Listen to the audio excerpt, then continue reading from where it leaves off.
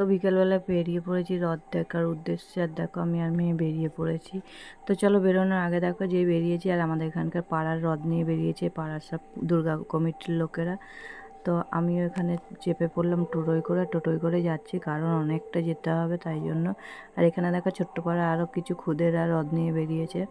আর সবথেকে বড় কথা, আজকে যেই বেরিয়েছি আর আমাদের পান্ডুয়ার রথ যে রথ আছে, রথতলার রথ আছে বড় রথ, সেই রথেরও দর্শন হয়ে গেল, জগন্নাথদেরও দর্শন করে নিলাম।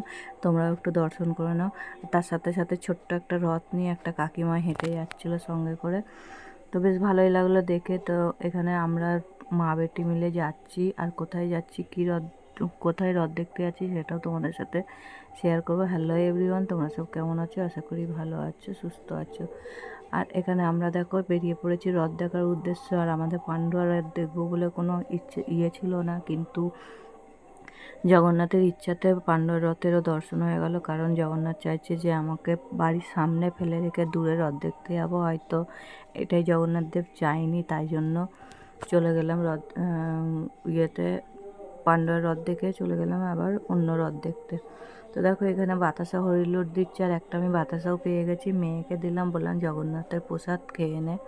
তো মেয়েও খেয়ে নিল। তারপর বললাম যে একটু রথের দড়ি ধরে টেনে জানিস, কারণ এই সুযোগ সবসময় সবাইকার আসে না। আর তোমরা কে কে রথের দড়ি ধরে টেনেছো একটু কমেন্ট করে জানিও।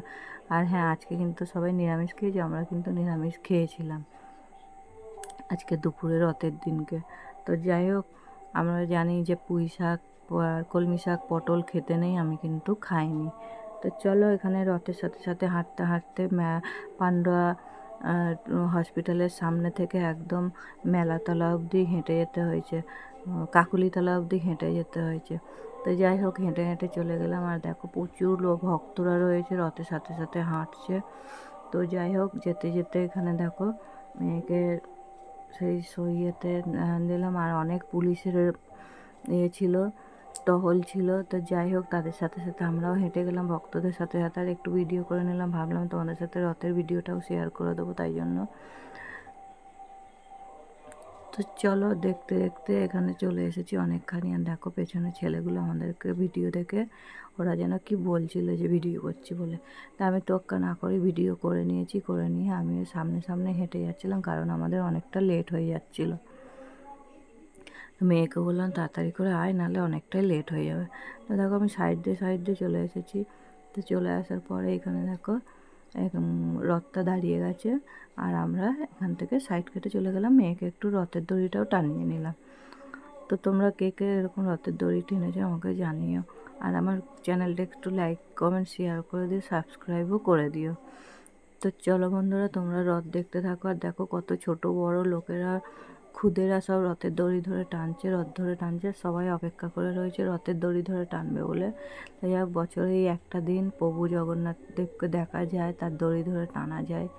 এর পাঠ হতে পেরে খুবই ভালো লাগলো আমাদের। তোমাদেরও কারা কারা ভালো লেগেছে একটু কমেন্ট করেও জানিও। তো চলো, এখানে সামনে সামনে কীর্তনের দলও যাচ্ছিলো, তাদেরকেও একটু দেখিয়ে দিলাম তোমাদেরকে, কারণ রথ মানে কীর্তন থাকবে। তো এখানে ফাঁকা পেয়েছি, আমরা আগে আগে চলে যাচ্ছিলাম, কারণ আগে যেতে পারলে যদি কোনো টোটো পাই তাই।